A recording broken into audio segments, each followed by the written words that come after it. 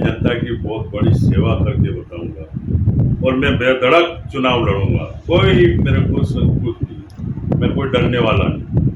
नमस्कार, मैं जावेद इकबाल। चुनावी हलचल इंडिया लाइव का वो प्रोग्राम है जहां सत्ताधीशों और सत्ता के दावेदारों से सवाल पूछे जाते हैं। राजस्थान की राजनीति में कितने ही नेता ऐसे हैं जिनकी शैली को एक स्कूल कहा जाता है। उनकी सफलता असफलताओं की राजनीतिक शास्त्री अपने अपने हिसाब से व्याख्या करते हैं। आज के मेहमान हैं, उनका यही परिचय है। आज के हमारे खास मेहमान हैं रामलाल चौहान। रामलाल चौहान से हम बात करेंगे उनके जीवन के बारे में, उनकी शैली के बारे में, उनके राजनीतिक करियर के बारे में। हमारे साथ हैं पिड़ावा पंचायत समिति के पूर्व प्रधान रामलाल चौहान। रामलाल चौहान से हम आज सवाल पूछेंगे, उनसे बात करेंगे। बात करते हैं रामलाल जी चौहान से। चौहान साहब, राजनीतिक करियर की शुरुआत कैसे हुई, कैसे आपने पहला कदम राजनीति में रखा, उसकी थोड़ी सी हमें बताएं। किस तरह से आपका पहला कदम राजनीति में रखा?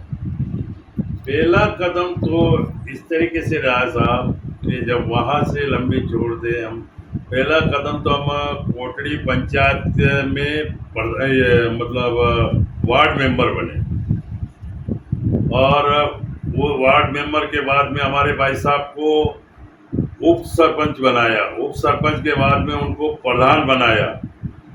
प्रधान बने तो वो 3 साल के कार्यकाल थे, 2 कार्यकाल तक वो प्रधान रहे, 3 साल के 6 साल के लिए। और ये 95 में जैसी पंचायत राज हुआ और इसमें जो पंचायत राज में आरक्षण हो गया, आरक्षण होने के बाद में फिर मेरे को जो मैं वार्ड में मतलब 12 आदमी हमारे जीते और मैं प्रधान बना। मैं प्रधान बना तो मैं खुद से भाई साहब ने वो के और मैं प्रधान बना और प्रधान बन के और जनता की सेवा की। 6 साल तो भाई साहब के कार्यकाल में की और 10 साल मेरे कार्यकाल में मैंने प्रधान की सेवा की जनता के पास, जो कि जनता को किसी तरीके का कोई तकलीफ नहीं आने दी। जहाँ जनता को पता चलता कि वो वहाँ कोई मर गया तो उसी वक्त जाना, उसको संभालना, उनको मदद करना और राजनीतिक जो लाभ मिलता है वो दिलवाना और जनता का सेवा में लगे रहे। चौहान साहब, झालरापाटन विधानसभा सीट से आपने टिकट की दावेदारी की है। कांग्रेस से आप टिकट मांग रहे हैं। पार्टी नेतृत्व तो आपको टिकट देता है, जनता आपको चुनती है, तो आपकी क्या प्राथमिकताएं रहेंगी? किस तरह से आप विधानसभा को लेकर के, आपकी किस तरह से इसमें सुधार की जरूरत है, क्या प्राथमिकताएं रहेंगी? मेरे को अगर जनता ने चुना है और जनता ने मौका दिया तो मैं जनता की बहुत बड़ी सेवा करके बताऊंगा। जिस तरीके से करके बताऊंगा कि मेरे भगवान है, इस तरीके से सभी भाइयों के बीच में रहूंगा। जनता की भावना को ठेस नहीं लगने दूंगा। उनका जो भी काम होगा, चाहे युवा को नौकरी के लिए होगा और काश्तकार को खेती के लिए होगा, बिजली पानी के लिए, और हर काम में मैं लोगों के साथ जुड़ा रहूँगा और रात दिन उन पे लगा रहूँगा। पिछले 20 वर्षों से वसुंधरा राजे यहाँ से विधायक हैं। 20 वर्षों के कार्यकाल में वो 2 बार यहाँ से मुख्यमंत्री भी रही हैं। इस विधानसभा क्षेत्र में कई विकास के कार्य भी उन्होंने करवाए। क्या कमी रही, किस तरह से वो देखते हैं? आप कोई कमी रही है या आप संतुष्ट रहे इस विधानसभा से? उसे कैसे देखते हैं उन कार्यों को आप? जी, ऐसा है कि वो राजा महाराजा रहे। वो 20 साल तो विधानसभा में उनको हो गया, उसके पहले वो लोकसभा में भी रही है, लोकसभा में भी मंत्री रहे, तो उसको 32-33 साल इस झालावाड़ जिले में हो गया।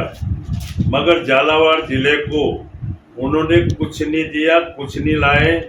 क्या एक बड़ी चीज़ लेके आ गए कि मेडिकल कॉलेज और सचिवाला, उसके अलावा उन्होंने क्या किया? क्या काश्तकारों के लिए लेके आए? कुछ नहीं लेके आए। हम कह रहे थे कि ये राजस्थान का संतरा का एक झालावाड़ जिला बहुत बड़ी चीज़ है और कई लोगों के पास उनके पास प्रस्ताव रखवाया, भिजवाया और कहा कि हमें एक झालावाड़ जिला में कोल्ड स्टोर चाहिए। वो आज दिन तक वसुंधरा जी ने काश्तकारों के लिए नहीं किया। काश्तकारों को कोई सड़कों से बरोबर नहीं जोड़े गए, काश्तकारों से बरोबर प्यार नहीं किया गया, तो काश्तकारों के लिए तो बहुत गद्दारी किए उन्होंने। उनके जो टीए के लोगों को रखे हुए और दलालों को रखे हुए और मस्ती जिले में कुछ ऐसा नहीं काम हुआ कि ये मैं नहीं मानता हूँ कि काम होगा। संभावित है कि वसुंधरा राजे चौथी बार जीतने के बाद पांचवी बार भी इसी विधानसभा सीट से जो चुनाव लड़ेंगी। अगर आपको टिकट पार्टी देती है, किस तरह से आप उनके सामने लड़ेंगे? मैं लड़ूंगा, बेधड़क लड़ूंगा, और उनकी बुराइयां जो होगा, मेरे काश्तकारों भाइयों को काश्तकारों वाली बातें बताऊंगा, और युवा को युवा वाली बताऊंगा, व्यापारियों को व्यापारियों वाली बताऊंगा, और मैं बेधड़क चुनाव लड़ूंगा। कोई मेरे को कुछ नहीं, मैं कोई डरने वाला नहीं। रामलाल जी बता रहे डरने वाले नहीं है। रामलाल जी एक बात और बताइए, इस राजनीतिक जीवन में कई बड़े नेताओं से आपके संबंध रहे, कई बड़े, चाहे वो प्रदेश के नेता हो, केंद्र के नेता हो, आपके उनसे अच्छे संबंध रहे, क्योंकि काफी लंबा पुराना आपका राजनीतिक जीवन रहा है, 40 वर्षों से आप सक्रिय हैं। किस नेता से आप ज्यादा प्रभावित हुए इस दौरान? किस नेता को आप अपना आदर्श मानते हैं? कोई है ऐसा? देखो, अभी वर्तमान में जो नेता है उनका लूंगा, पुराने चले गए, उनको तो कोई मतलब नहीं। अभी गहलोत साहब भी हमारे मेन है, और उधर एमपी में दिग्विजय सिंह जी साहब भी मेरे बहुत वरिष्ठ हैं, और उसके अलावा बीडी कला साहब हैं, सिविक साहब हैं। मेरे काफ़ी नेता से संपर्क हैं, छोटे मोटे, ऐसा नहीं, कांग्रेसी सभी नेता से, सही और वरिष्ठ नेता से मेरा जुड़ाव है। अब मेरा आखिरी सवाल है आपसे कि आप अपने राजनीतिक करियर को कितना आगे तक देखना चाहते हैं? क्या आपके महत्वाकांक्षाएं हैं आपकी? कहाँ तक आप इस अपने करियर को देखना चाहते हैं? लंबा समय रहा है आपका, लंबा सफर रहा है, 40 साल राजनीति करके आप यहाँ तक आए हैं।